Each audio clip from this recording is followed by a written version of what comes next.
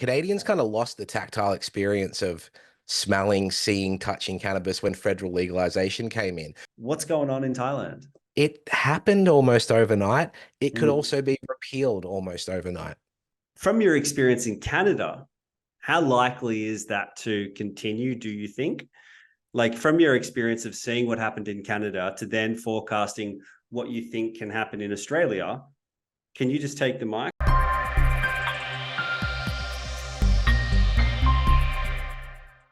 So we spoke in April, yeah? And we're going to drop that up here and straight away go over there and listen and check out what we're going to do. Because obviously after that time that we did it together, I've been following on and you've had some amazing guests and we're going to go into that. But before I go any further, have a little breath, Chad, go over to you. And please, in your own words and how you want to be described and how you want to introduce yourself to our growing audience, please let us know. Yeah, my name's Paul. In 2019, I started Give and Toke as a cannabis review page because I was working as a budtender in Canada. Canadians kind of lost the tactile experience of smelling, seeing, touching cannabis when federal legalization came in. So I saw a bit of a gap in the market to need to tell people about the effects of cannabis, what it might do to you, what it might smell like, what it might feel like. So I jumped on social media, built a small little following, spent a couple of years there learning everything I could, doing some amazing study, meeting amazing people, having incredible conversations. And then I came back to Australia and reality hit where I couldn't quite do the same thing that I was used to. I tried I think 250 cannabis products over 2 years in Canada. Yep. And I come back to Australia and it's terrible black market cannabis. I wasn't yet on medical. And so I started a podcast called Give and Toke Cannabis Conversations, and that allows me to still engage in industry, have these conversations that I'm so passionate about because I'm an educator. I've been in education for well over a decade. And so I really care about destigmatizing cannabis and letting people know, that it's more than just, a Gatorade bottle and a bit of hose. Yeah, man. Great. I love that you touched upon that because one of the things that I want to go in today is, and again, you gotta tell some of the men out here how you went on your honeymoon to Thailand as an Yep. enthusiast, as you clearly are with everything that's behind you and what you've just shared with us. But your honeymoon obviously went to Thailand.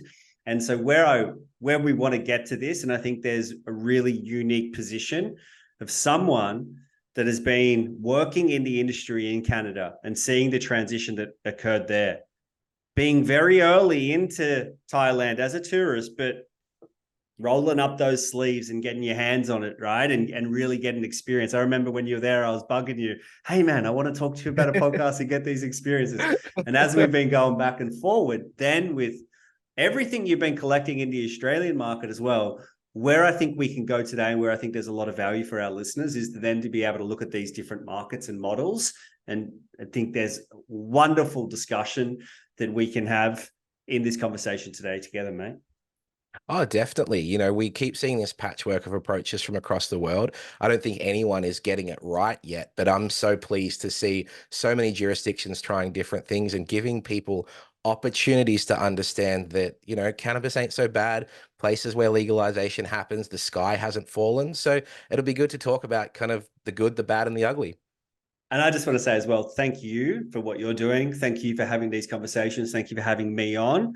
Already, I feel this is going to be a great one. And again, anyone, just go check him out right here. We're going to drop his IG. We're going to be able to drop the YouTube. Everything will be coming up on your screen right now. And go nuts. Go explore it. So at On Tracker, recently, we had a whole campaign around women in cannabis. Wonderful time for me. When we're looking at designing products for women, from the beginning, it's always been, I'm not that person to design it because I don't understand it and I won't understand it. And so it's always been a community development approach that we have. And I've used that from my background, and people can go back and see the way you asked questions on that podcast was amazing. And that's why I'm so grateful to be able to play a little bit of tennis with you today as we talk. Thank you. But as we went back and forward with some of these women, and I have done in the past, being able to understand what's coming up, one of the things that came up to me was, it'd be interesting to now explore men as well. And before we get into some of these different comparisons, I know a real passion of yours that you shared with us is men's mental health And then there's that intersection of how cannabis comes in. Can you share a little bit about what you're kind of thinking? Yeah, very much so. One of the things that really compelled me at the beginning of my cannabis journey was that it was far more inclusive. There's greater diversity to cannabis users, both in gender, in race, Yes, and yes. socioeconomic backgrounds and things like that. Back as a teenager, I was a musician, big in the emo scene, very male dominated, white men everywhere in bands, all the people I went to shows with, it was very male dominated. And so I come from that world where it's kind of like, it's been really exciting to come into something that has such a feminine lean. And even when I started Give and Toke, it was pink, it was a little gentler, it was a little softer. I had this desire to have this feminine lean. And I've always admired the work of people like Lisa Nguyen at Astrid, first female-led dispensary in Australia. But what I came to realize is at a social level, there needs to be a conversation about what cannabis can do for men's mental health. I think there's a stigma about cannabis use, Yes. about who you are when you use it. And that typical image is, early 20s, mid 20s man sitting on the couch in his shed, smoking and not doing anything with his life. And from a personal perspective, as someone who has spent 13 years in therapy, who has managed anxiety, who, post-COVID was diagnosed with depression, I realized that there's huge benefits here to change the mind of people and not detract anything from the female experience, because we know that, medicine constantly looks into the effects on men's bodies rather than women's. I don't want to take away from that at all, but I know from a personal standpoint and living in Canada where it was a slightly different social feel, that I could bring some of these ideas to Australia and go, hey, have you guys considered cannabis for your mental health? Have you considered the implications it could have? It could reduce your dependency on drinking. It could improve your social anxiety. It can be great post-workout treatment. So I just discovered that Yeah. this is something we need to talk about. Yeah, 100%. My whole take on it is when I worked in government, it was always that men were difficult to engage. And it was always, how do you touch the untouchable? So how do you have contact with the individuals that don't want to engage in services? And I think we touched upon We did, yeah. slightly, yeah, when we spoke. Cannabis and then psychedelics as well, but a different approach to how we see mental health, right? And a huge one on language, and mental health needs to change. Remember, yeah, it's just cannabis has that capacity. So what I think it can do is reach the individuals and bring them in. And like, not all men, but we don't want to share everything from the get-go. So the Yeah. perfect model in some ways can be, hey, doctor, or whoever I'm engaging with, I'm not going to share everything today, but I'm going to receive something. You're going to be good. And I'm going to be like, okay, that's okay. And I've now got this, because we're going to suss each other out. But let's say 9 months goes by, you've been receiving scripts, there's a little check-in, and then life occurs, right? Anything, any of the problems that we come up with, relationship issues, finances, death, illness, anything that goes on in life and does come up for all of us at the end of the year, like take a big breath. That doctor who's a trusted person or that individual there has the connection to go, what if I just share a little bit? And the Mm. impact is if you're able to catch that man or that person at that point where they go and you can really engage them, what is the flow-on effect for then preventing suicide when you can engage potentially at an early era? I don't know how to quantify that, but that is obvious. That's something that I'm greatly interested in. So I'm interested to see how you expand. What are you thinking of doing? How, Well, like, something that springs to mind with that is, and the jury's out on how people feel about Joe Rogan these days, and that's fine. But one of the things I've always loved about what he said about cannabis is people mistake sensitivity, an increase in sensitivity for being a bad time. So many people yep. smoke cannabis, it increases their awareness of their body, their surroundings, and that often leads to paranoia. Mm. Now, if you reframe that to it increases your sensitivity, why do we see that as a bad thing? So many people do. It's like, oh my God, I'm feeling more vulnerable and sensitive right now. I'm freaking out, man. When in actual fact, with the guidance of medical professionals, with more open and honest conversations, we can go, wow, I opened myself up to how I'm feeling today. I'm feeling like shit. I don't like who I am today or whatever it might be. I don't know if many men will admit that 10 beers deep, but I certainly know a bunch of men that will admit that a joint or two deep. Mm. Interesting. I think you say it a bit. You say it in a much. You say it in a light way. The way that I talk about it, right, is that if you have a little bit too much, and I'm not a big, I don't inhale. I'm edibles and oils, right? So if I tip Yeah. into that place where it is a bit too much, and it's the same, I hear people, it's not for me, it's not for me. And I have seen individuals with the most minute amounts of THC, have an effect. Have a terrible time. Yeah. Yeah, and whether something else was going on, I don't know, but I have seen it, and I'm like, okay, well, that was interesting to know. But my experience has been if I'm trying to block something out, which I'm trying to block out because it's too much for me, it's a little bit too overwhelming. I don't have the space, I don't have the time, or I don't know what to do with it. I'm not coping with it. I don't want to. I'm pushing it away, but we know it starts creeping in. If you tip into that point where you have too much and the sensitivities, as you mentioned, it's just like, you got to face this thing right now. And it's like, Yeah. yeah. And those first few times, particularly for me, didn't handle, right? And as you Yeah. kind of mature, okay, now I know what I've got to, like, okay, I'm good. I've got this, right?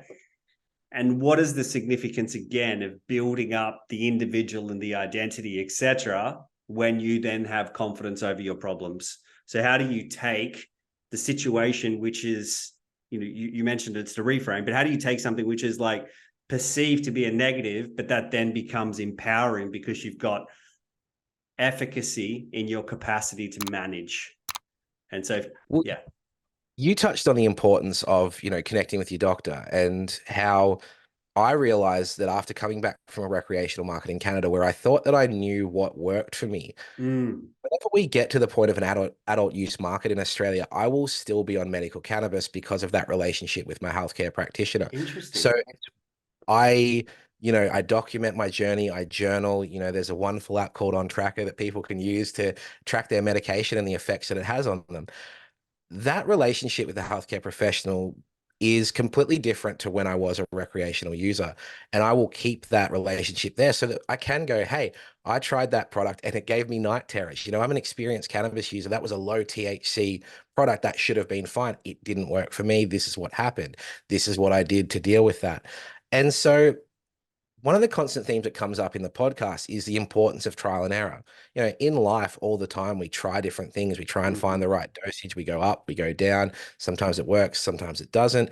And this is the same with cannabis. But I fear that too many people have, or oftentimes people have a negative experience and then let that determine, well, hey, I'm not going back to that. I'm not trying that again. That was too much of a bad time. And that can be a little bit tricky. But Mm-hmm. the thing about cannabis is it will wear off. And that's no matter how bad it Yes. might get, it will wear off. You can even help it wear off with a bit of CBD, oil or flower can help mitigate those effects and bring it Mm-hmm. back down to homeostasis. So Mm-hmm.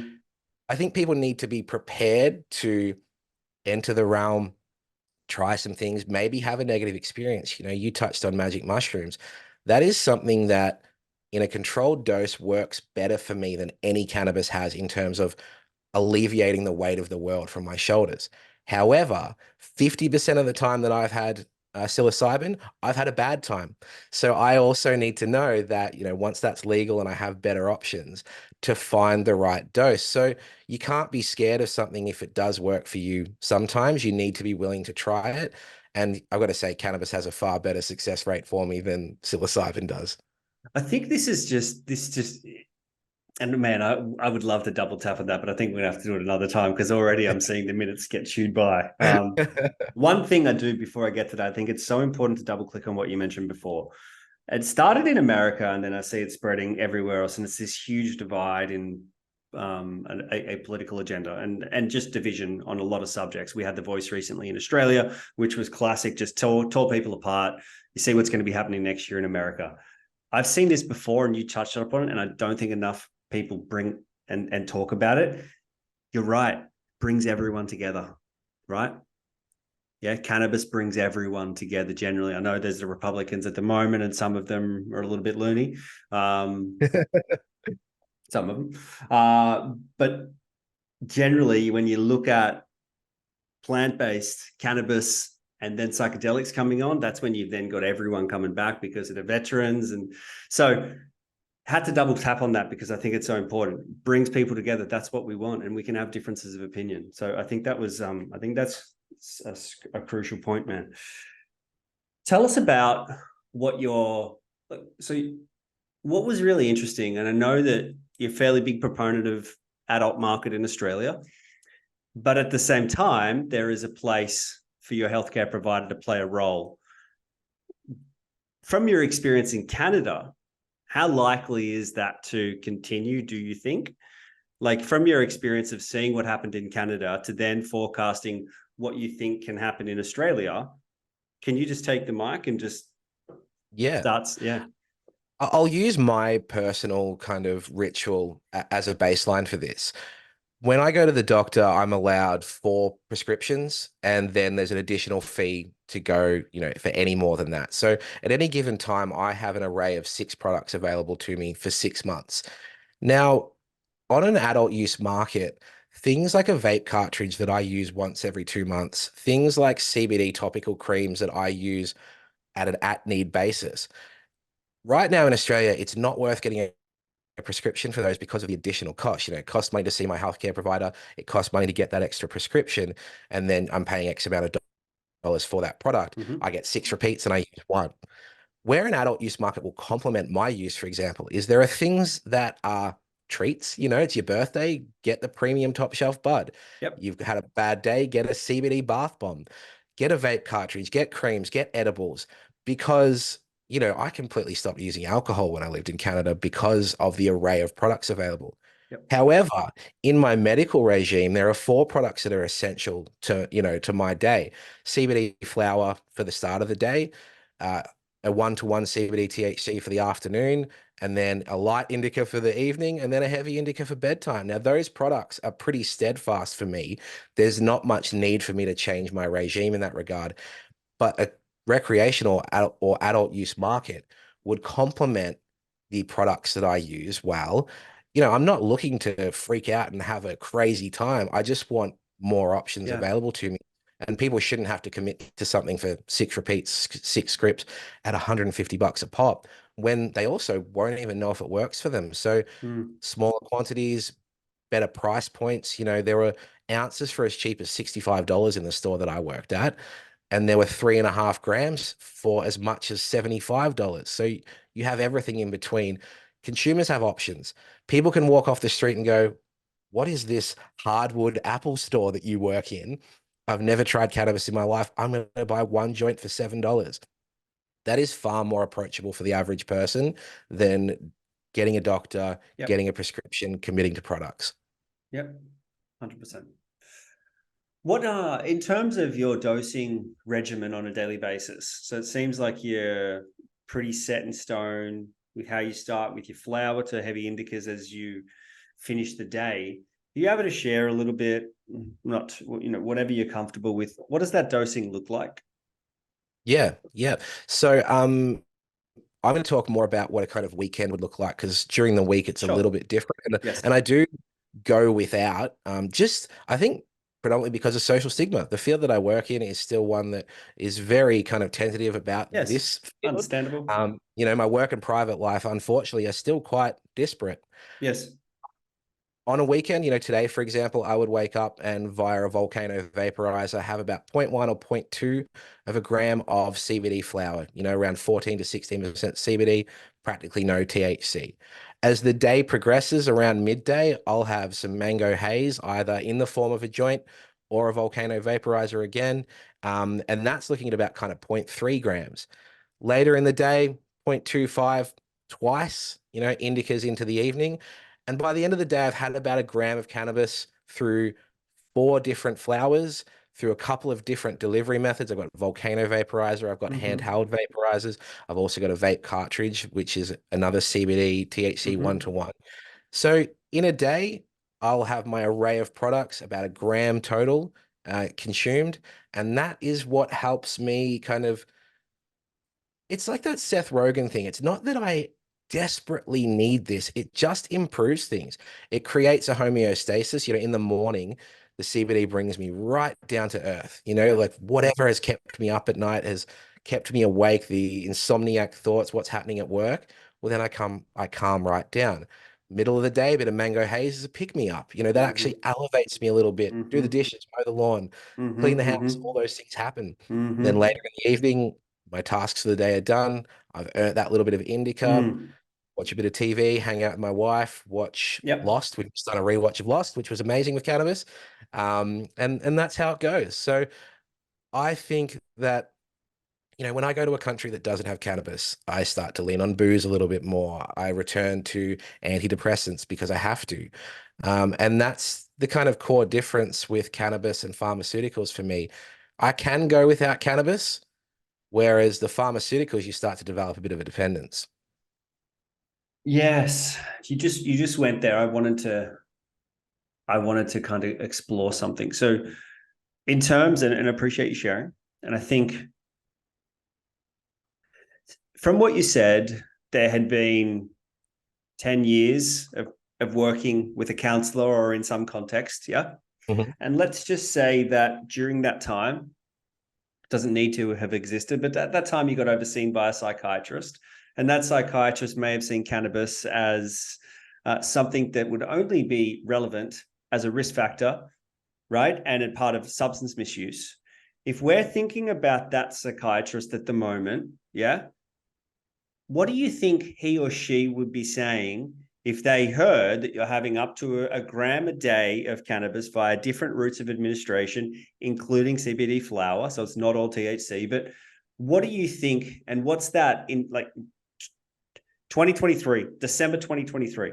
What do you think they're seeing? What's the positioning of cannabis in modern psychiatry in Australia? Well, what's really interesting and very much probably an antithesis to your point is, and why I missed my first psychologist who retired a few years ago, is in my early to mid 20s when I was struggling and I would talk to him and say, is it the cannabis? You know, am I just a loser that's sitting at home smoking weed and doing nothing with my life? And he's like, it's not that at all. It's way deeper than that. So I'm actually really proud to say that, you know, 10, 11, 12 years ago, the psychologist I had at the time was very pro cannabis and understanding of the place that it had in my regime. Mm, And that was legacy market cannabis. You know, that mm-hmm, was illegally obtained cannabis. mm-hmm. And the flip side, then moving to my second psych, once he had retired, I couldn't talk to her about it because before I had even shared my experience with cannabis, she had mentioned cannabis misuse as a serious problem amongst her patients. And what was interesting is she was from the southeastern suburbs of Melbourne doing temporary work in the West. And I couldn't help but feel this almost generalization about people that live in the Western suburbs. Can So you break that down for someone that isn't familiar with the yeah? yeah, so I mean, very generally speaking, you know, I'll talk specifically about suburbs. She was from Hawthorn, which is a more upper middle class, affluent suburb of Melbourne, and I live in Footscray, which has a reputation for being a little bit on the rougher end of the scale. You know, it's a beautiful place. I absolutely love it over here. I've lived Mm, on every side of Melbourne, and this is my mm-hmm, home. However, you know, you get these generalizations and about the suburb you work in because it's more industrial, it's more mm-hmm, working class, mm-hmm, it's mm-hmm. lower socioeconomic.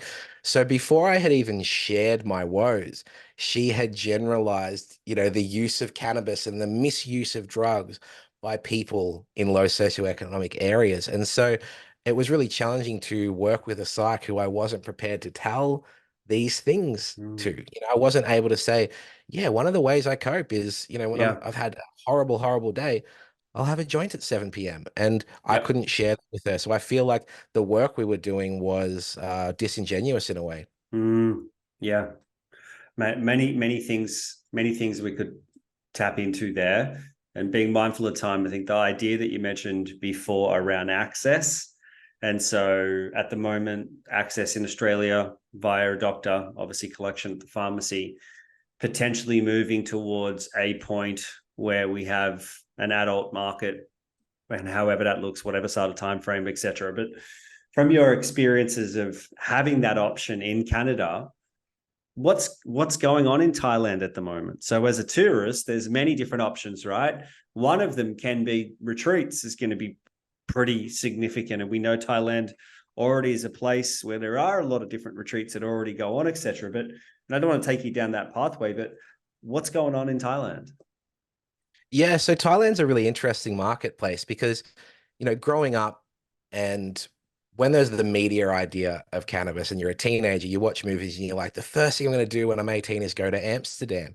And I Yes. think what Thailand is providing right now is a way better experience than what Amsterdam is. I think, unfortunately, and we won't go down this path too far, Amsterdam has been left in the dust by the rest of the world. They're still ahead of so many places. They're still ahead of us in terms of recreational use. However, they've had this long-standing culture. America has surpassed them, Canada has surpassed them, Uruguay, Thailand, all these places are kind of going to steal the people that were thinking that's the place to go. So about a year and a half ago, Thailand, I'm not going to say accidentally legalized cannabis, but it was a very unique approach where the Ministry of Health released their narcotics code for the period of time and omitted cannabis from that list and psilocybin mushrooms, I believe. So they didn't legalize cannabis. They just removed it from the category 5 list, saying that it was a, unuseful non-medical substance. So that created this Wild West, or in this case, Wild East free-for-all, where the absence of rules created this market that is pretty wild, I've got to say. Thailand's got 6,000 stores and counting. I spent time in Bangkok and Koh Samui. I visited probably about 22 stores in that time, probably 15 in Koh Samui, 5 to 7 in Bangkok. And there's very little consistency. There's varying degrees of kind of following the rules because the government very quickly realized, shit, we've got no rules. We need to have some things in place. So stores aren't supposed to be selling pre-rolled joints. They aren't supposed to be serving pregnant people. They're supposed to take your ID. I got ID'd at one store out of 22. So you can clearly see that the very few rules that are there aren't being followed. I also was able to buy pre-rolled joints. I was also able to consume in a lot of these places, whereas you're only supposed to be able to consume at home. So it's a very wild scene. I was very fortunate that my wife was willing to go on our honeymoon to Thailand, and that was a great experience to have a bit of work and pleasure at the same time was amazing. But it's a very, very unique market. Nowhere in the world is doing it like them, for better or worse. Yeah, wow. And then the munchies, going to have a little bit of Thai food afterwards, right? Go to a Thai market, man. There's nothing better than Thai food, really. Like, it's probably my favorite cuisine. So Yeah. to have that experience, we had a private pool at our villa. So you've got cannabis, the best food in the world at dirt cheap prices, and then a private pool. I don't think you could have a better holiday than that, to be Yeah. honest. And so you said Koh Samui, that's on the beach, correct? Yeah. Yeah, yeah. So So that's that's that's an island. Yeah. so you got an island, you got island vibes, but you've got the cannabis that's come with it. What's that like? Because I imagine, Bangkok is crazy. Bangkok's Bangkok, right? But Yeah. then going down to an island, paradise, is that right? And like, Absolutely. Like, the postcards and the movies and the promotion for Thailand is all real. That blue water, the sky, that sun, the weather is incredible. Koh Samui, yep, is an island. It's very much a tourist destination. And it was interesting. I'm a cannabis advocate and enthusiast, and I was still confronted by, and no hyperbole here, I genuinely think every third or fourth store was a cannabis store. So on one hand, you could go, wow, isn't that amazing that all these businesses that probably shut down during COVID, empty stores and now yeah, being filled with cannabis. yes. On the other hand, you go, is this really respecting the culture? Is this just Oh, becoming a tourist trap? I was there in off-peak season, so the streets weren't laden with people misbehaving. It was actually really, really pleasant. And most places I went to, I was the only person in there. so how do you talk to that? What are your observations about? Because that was my question. What is the impact? So, firstly, the cultural impact. My understanding is that traditionally, within Thai culture, cannabis was in a whole. It's been part of culture for as long as. And please help me out here. You see, I'm kind of Yeah. struggling, but I believe there's a long-standing history. Yeah. Yeah, there's a huge history there of use in cooking, using the roots Correct. and the stems of the plants as kind of like an umami type flavoring in cooking and things Mm. like that. So there is all this culture and history. I would say as an outsider, and I don't mean to be critical, I don't think that's being tapped into. I think it's the Yes. 420 Bob Marley, green, red, and yellow culture that's being tapped into, Yeah. rather than this Yeah. amazing existing culture that they could Yes, be. yes, yes, yes, yes, yes. Yeah, feel you. It's just packaged up what has been seen before. It's a quick buck. Let's get the tourist dollar in, and this is just cannabis as we have known, right? So Yes. Yeah. it's kind of like, yeah, what does new cannabis look like? And does new cannabis then mean, are there beverages? Are there edibles? Like, are there different options? Can you talk to that a little bit? Yeah, so there's really strange edible limits, and I think technically speaking, many stores aren't supposed to sell Correct. That's infused what I thought. edibles, Yeah, yet they do. You sure. can go to 7-Eleven and you'll see CBD and hemp infused beverages. So the regulations don't quite add up to me. On one hand, they're willing to pop some CBD stuff in 7-Eleven and make a profit off that, yet the rules are kind of so murky. And we've seen this brand new government come in and basically threaten to pull it all back and go back to Mm-hmm. just medical. Now, if you asked a Thai person 2, 3 months ago, and a good friend of mine, Kitty Chopika, who's, the queen of Thai cannabis, would have said, the government has more bark than it has bite. But if you read the news in the last few weeks, it's looking like there's some legs to pulling this back. So we're going to see, potentially the destruction of this brand new market and a lot of livelihoods lost over Yeah, this. crazy. We need to watch that. Yeah, Very, I've been very much so. hearing it's just a market. I've been hearing about Thailand for like 4 to 5 years. I heard about that CBD play coming in and heard all these different things, and then one day it just like went, doof, yeah, Yeah, and took off. yeah, very, very strange. And just the way that it kind of happened, it's believed that very much it can be repealed. A lot of people want to say the horse has already bolted, so it's probably not going to go back to pre-decriminalization / legalization levels, but it happened almost overnight. It could Mm. also be repealed almost overnight. Mm. Let's now we've touched upon, and we do probably need more time to go into this fully, right? But you've got experience in Canada, experience in Thailand, experience in Australia. You've probably been to some states in the US as well, I That's right. imagine. Yeah. Yeah. Yeah. Yeah, Where definitely. what's closest to being the best and why? So out of like do a bit of analysis for us of what you've seen, what your experiences are. I'm putting you under the pump here a little bit, so I will babber for a little bit longer. But yeah, No, let us know. I can speak to that for sure. I think I see David Shoebridge presenting a federal bill for legalization in Australia that I think is far from perfect. However, there are elements in that are to be admired in regards to a desire for there to be less big pharma, big tobacco, big alcohol involved. That's something Canada did not get right. I don't even really want to talk about America because until that is federally legal, we can't look to them as an example. I think with how different the 29-ish states are doing things, as long as that's federally illegal, they will not be a benchmark for anyone to really look to because it's so volatile. Something that I really respect and admire and leaning to that David Shoebridge model is the cannabis clubs that you're hearing about in Europe. There are certain countries that have this social club experience Yep. where they have a limited amount of membership. You have to be a member to gain cannabis. If you're a tourist, you have to know someone who's local. There's little rules like that. And I think this is a great way to tiptoe into adult use. I still think ultimately people should be able to grow it at home, consume it where they want, to an extent, wherever cigarettes are smoked, I think cannabis should be smoked. And if we're saying cigarettes shouldn't be smoked anywhere in public, I'm fine with that being the rule for cannabis too. But in Canada, anywhere you can smoke a cigarette, you can smoke a joint. And I think there's something to that. Nowhere's got it right yet. No one. I'm glad. I do, I am most intrigued by, Canberra has decriminalized it to an extent, but you can't buy seeds and you can't give it to anyone. There's still all these little rules everywhere you go. Mm. Um, one of the big mistakes I think Canada has made is they have created this obsession with THC.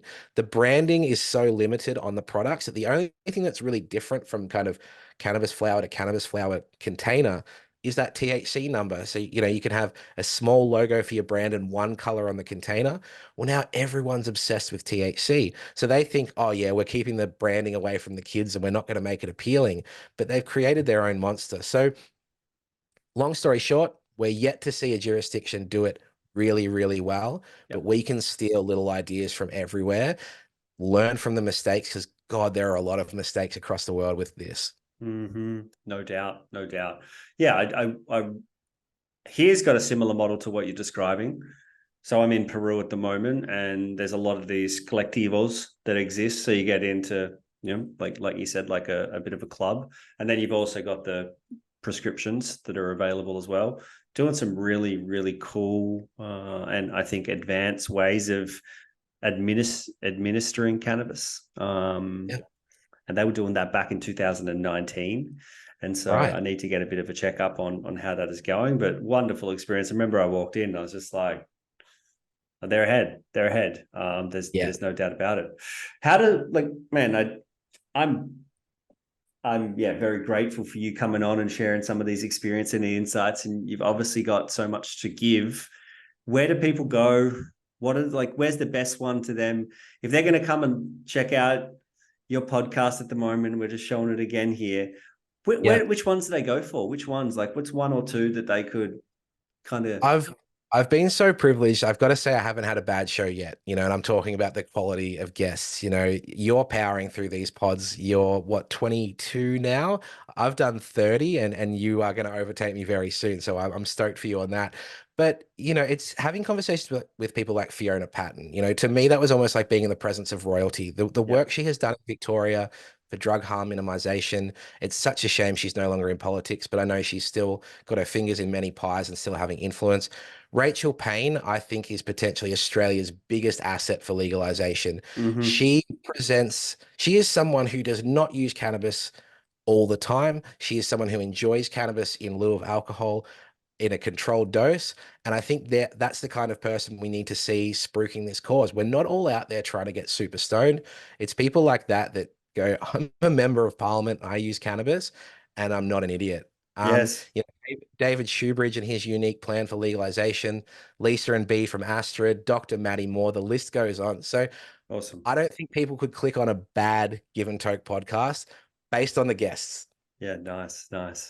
You're right though. I know we live in a bit of an echo chamber and we're around this all the time. Do you still think the perception is cannabis are just stoners? Is that when I jump out of this world, which I really do, that's still there? Yeah.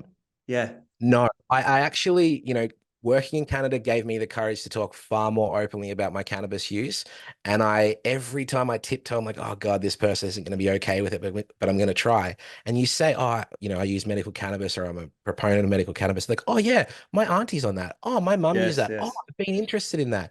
I'm not having the same conversation. Some people still get uncomfortable. I'm not going to lie. Some Yeah. people kind of go, oh yeah, that's nice. But even the reclaiming of the word stoner, I'm seeing people all across the world going, yeah, I'm a stoner and I'm proud of it. Doesn't mean I'm lazy. I'm turning up on time. I'm getting my Yep. work done. I'm proud of who I am. For me, there's still a bit of stigma I find for myself. So I'll be in a context regularly where there's a lot of alcohol. I'll either have a drops, oils, or Hmm. I have capsules with me. And at times I'm like, no, I'm just going to bust out that oil, right? But at times it's like, maybe it's me. I just need to just own it a little bit more and just drop away. But I normally will like duck off to the toilet or something like that. So, That's still there. Absolutely. Like, yeah, vape cartridges have really saved me in that regard. That less smell, less impact. yeah. Sometimes you do sneak off for that. Mate, we're going to put it up. Thank you so much. Merry Christmas to yourself. I know work is finished. Big things Yep. are coming from you.